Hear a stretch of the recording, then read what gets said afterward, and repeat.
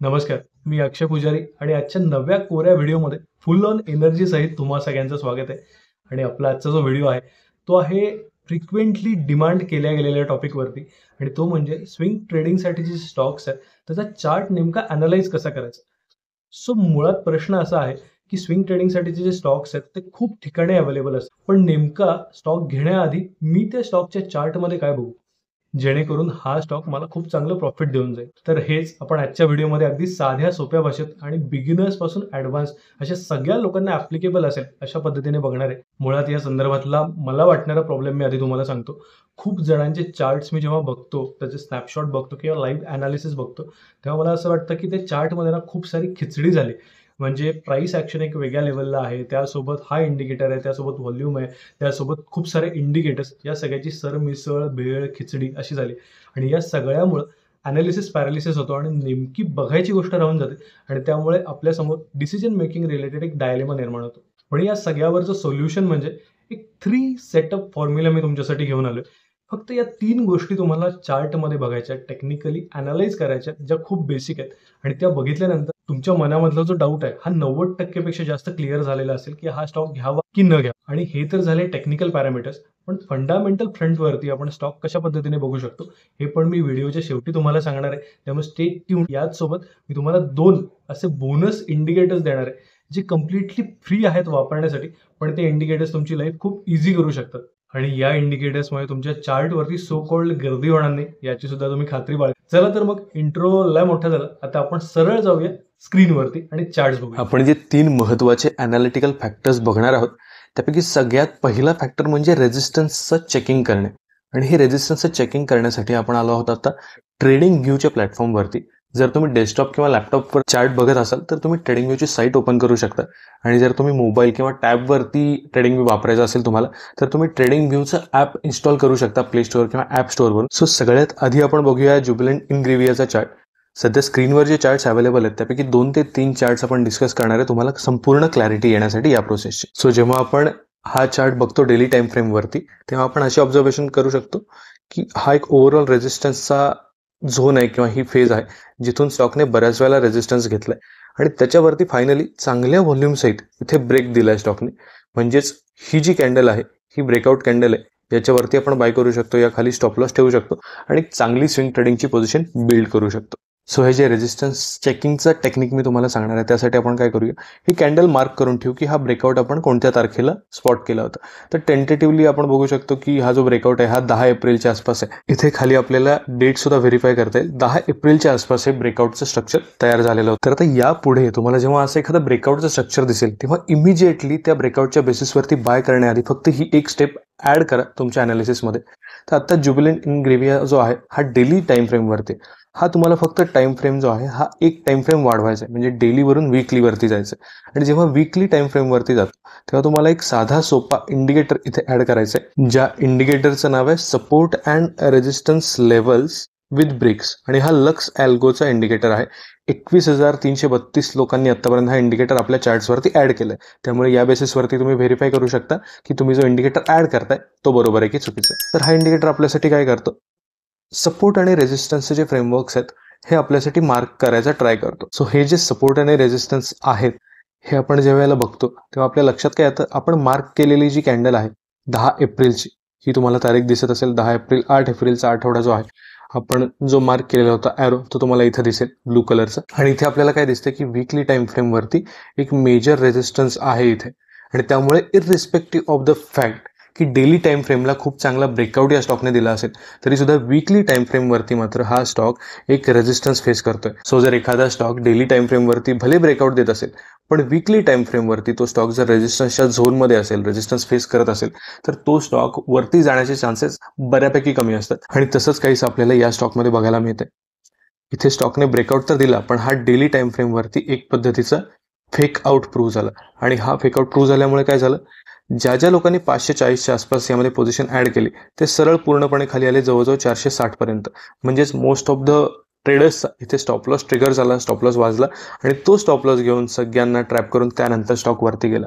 So ज्या ज्या लोकांनी डेली टाइम फ्रेमवरचा चांगला ब्रेकआउट विथ गुड व्हॉल्यूम्स बघून यामध्ये ट्रेड घेतला त्यांना आपला स्टॉप लॉस देऊन बाहेर पडावं लागलं. पण ॲट द सेम टाइम ज्या लोकांनी डेली टाइम फ्रेम सोबतच वीकली टाइम फ्रेमवर सपोर्ट रेजिस्टन्सचा सेटअप बघितला असेल त्यांनी यामधली पोझिशन अवॉइड करून कदाचित दुसरा एखादा स्टॉक घेतला असेल आणि त्यामध्ये चांगला प्रॉफिट कमवलेला असू शकतो. हे झालं एक रिसेंट एक्झाम्पल. आपण या आधीचं सुद्धा एक एक्झाम्पल बघूया जे अपोलो हॉस्पिटल्समध्ये तयार झालं. सो इथे सुद्धा आपण काय करतोय, सेम प्रोसेस फॉलो करतोय.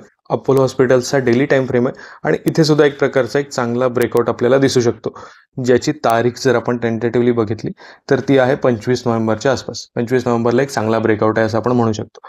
तर आपण काय करणार, आपल्याला डेली टाइम फ्रेमवरती एक चांगला ब्रेकआउट किंवा चांगलं स्ट्रक्चर दिसलं की त्यानंतर आपण वीकली टाइम फ्रेमवरती जाणार आणि वीकली टाइम फ्रेमवरती गेल्यानंतर सेम जी मेथड आहे ती आपण फॉलो करणार आहे. इथे आपला जो इंडिकेटर आहे सपोर्ट रेजिस्टन्सचा फ्री इंडिकेटर तो आपण इथे प्लॉट करणार आणि इथे तुम्ही बघू शकता की जरी डेली टाइम फ्रेमवरती इथे ब्रेकआउट झालेला असेल तरी सुद्धा इथे एक तर सप्लाय झोन आहेच वीकलीवरती आणि जो आपला इंडिकेटर आहे त्याने सुद्धा इथे एक रेजिस्टन्सची लेवल आपल्याला दाखवली. त्यामुळे इथे पोझिशन जर आपण घेतली बाय साईडची तर डेफिनेटली इथे लॉसच झालाय. ज्यांनी घेतली असेल 4800 पासून सरळ 4100 पर्यंत हा स्टॉक खाली आलाय 600 ते 700 पॉईंट्स. सो जरी तुम्हाला स्विंग ट्रेडिंगसाठी एखादा स्टॉक भारी वाटला, आवडला, कुठे तुम्ही बघितला, अगदी आपल्याही चॅनलवर बघितला तरी सुद्धा हा एक छोटा पॅरामीटर, हा एक छोटा चेक हायर टाइम फ्रेमवरती जाऊन आपला फ्री इंडिकेटर अप्लाय करणे आणि त्या बेसिसवरती डिसिजन घेणे हे तुम्ही जर केलं तर तुमचे बऱ्याचशा लॉस मेकिंग पोझिशन ज्या आहेत त्या कमी होतील आणि इन्स्टेड ऑफ दॅट आयदर तुम्ही ट्रेड घेणारच नाही किंवा एखाद्या चुकीच्या स्टॉकमध्ये एंटर करण्यापेक्षा योग्य स्टॉकमध्ये एंटर. पहिला अॅनालिटिकल फॅक्टर बघून झाल्यानंतर आता आपण आलो आहोत दुसऱ्या फॅक्टरवरती आणि यामध्ये आपण एक महत्त्वाची गोष्ट बघणार आहे आणि ती म्हणजे मार्केट स्ट्रक्चर. सो मुळात मार्केट स्ट्रक्चर म्हणजे काय, तर मार्केट जे आहे ते एक पद्धतीच्या ब्रेक अँड गो अशा पद्धतीच्या पॅटर्नमध्ये चालत असतं. सो तुम्हाला कधीच अशी वन साइडेड मूव्ह मार्केटमध्ये बघायला मिळणार नाही. जेव्हा मार्केट अप ट्रेंडमध्ये असेल त्यावेळेला ते अशा पद्धतीची अपसाईड मूव्ह घेईल आणि परत थोडंसं खाली येईल, परत अपसाईड मूव्ह घेईल, परत थोडंसं खाली येईल. सो या फॅक्टरमध्ये बघण्यासारखी महत्त्वाची गोष्ट म्हणजे जेव्हा आपण एखादा स्टॉक स्विंग ट्रेडिंगसाठी सिलेक्ट करतो तेव्हा ऑब्व्हियसली आपण हा बाय साईडसाठी सिलेक्ट केलेला स्टॉक असतो. सो जर आपण एखादा स्टॉक वर जाण्याच्या अपेक्षेने घेत असू पण त्या स्टॉकचं स्ट्रक्चर जे आहे ते जर लोअर लो फॉर्म करणारा असेल तर त्यामध्ये आपल्याला प्रॉफिट मिळण्यापेक्षा लॉस होण्याचे चान्सेसच जास्त आहेत.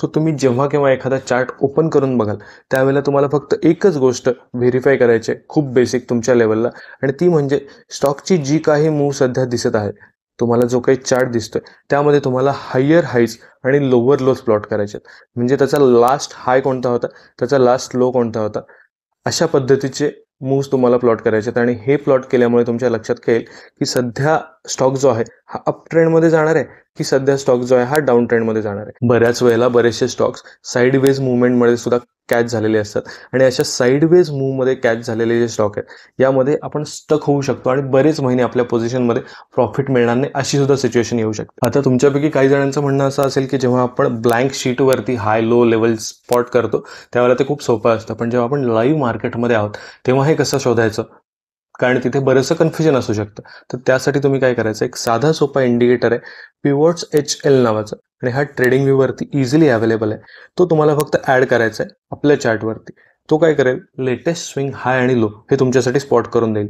जसं आपण अपोलो हॉस्पिटल हा स्टॉक बघितला तर इथे तुम्हाला या ज्या लेवल्स दिसतात या काय सांगतात आपल्याला, हा होता हाय, हा त्याच्या वरचा हाय पॉईंट होता, पण त्यानंतर स्टॉकने लोअर लो दिला आणि त्यानंतर अजून एक लोअर हाय दिला, अजून एक लोअर लो आणि त्यानंतर पुन्हा एक लोअर. तर बेसिकली हे डॉट्स जर आपण इझिली कनेक्ट केले तर आपल्या काय लक्षात येतं की हा स्टॉक एक पद्धतीने डाऊन ट्रेंडमध्ये चाललाय. सो या स्टॉकचा चार्ट शेअर करून तुम्हाला जर कोणी सांगितलं की इथे खूप चांगला ब्रेकआउट झालाय आणि इथे बाय करून आपण एक चांगली पोझिशन घेऊ शकतो, टार्गेट घेऊ शकतो, तर क्लिअरली मार्केट स्ट्रक्चर आणि हायर हायज आणि लोअर लोच्या बेसिसवरती तुम्हाला हे कळालेलं आहे की स्टॉक सध्या डाऊन ट्रेंडमध्ये आणि हा वर जाण्याचे चान्सेस कमी आहेत. त्यामुळे ती पोझिशन तुम्ही अवॉइड करू शकता आणि ऑब्व्हियसली लॉस मेकिंग पोझिशन ज्या वेळेला अवॉइड होतात तेव्हा आपला प्रॉफिट ऑटोमॅटिकली वाढतो.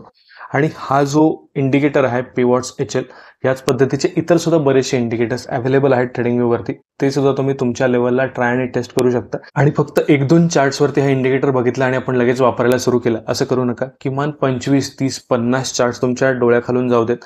हा इंडिकेटर प्रॅक्टिकली कसा वापरायचा हे तुम्ही बघा. तुम्ही कदाचित मी सध्या जे काही सजेस्ट केलं याहीपेक्षा बेटर पद्धतीने हे इंडिकेटर वापरू शकता जर तुम्ही याचा अभ्यास अजून इन डेप्थ केलात तर. हे खूप बिगिनर लेवलचे इंडिकेटर आहेत, त्यामुळे तुम्ही तुमचे ॲडव्हान्स तडके याला डेफिनेटली देऊ शकता. आणि आता आपण आलोय तिसऱ्या ॲनालिटिकल पॉईंटवरती जो आपल्याला डिसिजन मेकिंगमध्ये मदत करणार आहे. आणि हा सगळ्यात सोपा आणि भारी ॲनालिटिकल ट्रिगर आहे ज्याचं नाव आहे वेटेड मूव्हिंग ॲव्हरेज. आणि कोणत्याही चार्टवरती पोझिशन घेण्याआधी स्विंग ट्रेडिंगची तुम्हाला फक्त वेटेड मूव्हिंग ॲव्हरेज ॲड करायचं आहे. आणि हे कोणत्या पिरियडचं करायचं आहे तर 50 पिरियडचं मूव्हिंग ॲव्हरेज आपण ॲड करतोय. सो हे करण्यामागे आपला उद्देश काय? सगळ्यात पहिला जो अनालिटिकल ट्रिगर होता त्यामध्ये आपण बघितलं की एखादा स्टॉक ब्रेकआउट भले देत असेल पण हायर टाइम फ्रेमवरती तो जर रेजिस्टन्सवर असेल तर आपल्याला प्रॉफिट होण्याचे चान्सेस कमी आहेत. दुसऱ्या पॉईंटमध्ये आपण बघितलं की मार्केटचं ओव्हरऑल जे स्ट्रक्चर आहे, स्टॉकचं ओव्हरऑल स्ट्रक्चर आहे, हे जर निगेटिव्ह असेल तर त्यामध्येही प्रॉफिट होण्याचे आपले चान्सेस कमी आहेत. आणि तिसरी महत्त्वाची गोष्ट असते मार्केटमधली ट्रेंड. जर एखादा स्टॉक अप ट्रेंडमध्ये असेल आणि अप ट्रेंड फॉलो करत असेल तर तो वर जाण्याचे चान्सेस हायर असतात. आणि जर तो डाऊन ट्रेंडमध्ये असेल तर नक्कीच तो वर जाण्याचे चान्सेस कमी असतात. आणि हे ट्रेंड कन्फर्मेशन आपण करणार आहोत वेटेड मूव्हिंग ॲव्हरेज 50 पिरियडच्या बेसिसवरती. सो आता कोरोमंडलचा चार्ट आपल्यासमोर ओपन आहे. हा तुम्ही बघू शकता.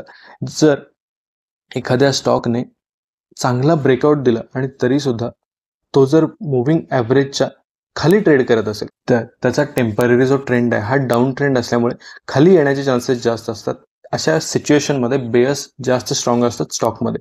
व्हेरॅज जर तो वेटेड मूव्हिंग ॲव्हरेज 50च्या वरती ऑलरेडी ट्रेड करत असेल आणि त्यानंतर त्याने एखादी स्ट्रॉंग कॅन्डल फॉर्म केली तर तिथून वर जाण्याचे चान्सेस मात्र खूप हाय असतात. सो तुम्ही ज्यावेळेला स्विंग ट्रेडिंगचा स्टॉक घेताय त्यावेळेला पहिले 2 फॅक्टर्स ॲनालाइज करून झाल्यानंतर तिसरा शेवटचा फॅक्टर म्हणून त्या चार्टवरती वेटेड मूव्हिंग ॲव्हरेजची लाईन टाका आणि त्या लाईनच्या वरती जशी या केसमध्ये ही जी ग्रीन लाईन आहे ही वेटेड मूव्हिंग ॲव्हरेजची आहे. सो जेव्हा जेव्हा स्टॉक वेटेड मूव्हिंग ॲव्हरेजच्या वरती ट्रेड करतोय आणि बाकीचे 2 फॅक्टर्स सुद्धा व्हेरीफाय केले जातात अशा वेळेला आपली ट्रेडमध्ये सक्सेस मिळवण्याची जी प्रॉबिलिटी आहे ती खूप जास्त चांगली होऊन जाते. आणि at the same time weighted moving ॲव्हरेजला तुम्ही एक पद्धतीचा डायनॅमिक सपोर्ट म्हणून सुद्धा वापरू शकता. जसं या केसमध्ये आपल्याला दिसते की वेटेड मूव्हिंग ॲव्हरेज 50ला आल्यानंतर स्टॉकने खूप चांगला बाउन्स घेतला. या ठिकाणी असेल, इथे असेल, इथे असेल, रिसेंटली इथे सुद्धा असेल. त्यामुळे जर तुमचे बाकीचे 2 फॅक्टर्स फेवरेबल आहेत आणि at the same time stock त्याच वेळेला वेटेड मूव्हिंग ॲव्हरेजचा सुद्धा सपोर्ट घेत असेल तर तुम्ही थोडा हायर कन्व्हिक्शनने आणि बेटर पोझिशन सायझिंगने हा ट्रेड घेऊ शकता. तर आता स्विंग ट्रेडिंगसाठी चार्ट ॲनालाइज कसा करायचा, त्याचे बेसिक फॅक्टर्स कोणते असतात हे तर तुमच्या लक्षात आलं. पण ॲट द सेम टाइम जसं व्हिडिओच्या सुरुवातीला मी बोललो होतो तुम्हाला जर फंडामेंटल फॅक्टर्स एखाद्या स्टॉकमध्ये चेक करायचे असतील तर काय करता येईल तर त्यासाठी आपला एक स्पेशल व्हिडिओ आहे ज्यामध्ये मी असे 3 फॅक्टर्स महत्त्वाचे कव्हर केलेत.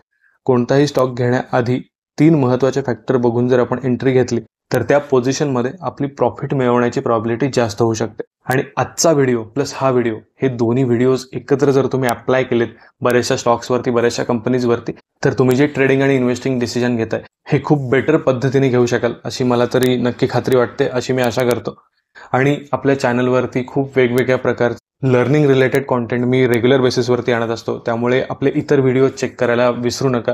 आणि जर या चॅनलवरचा कॉन्टेंट आणि मी शेअर करत असलेले लर्निंग्स तुम्हाला आवडत असतील तर आपला चॅनल इतर तुमच्या मित्रांसोबत, तुमच्या ग्रुप्समध्ये सुद्धा नक्की शेअर करा. Do consider subscribing this channel as well.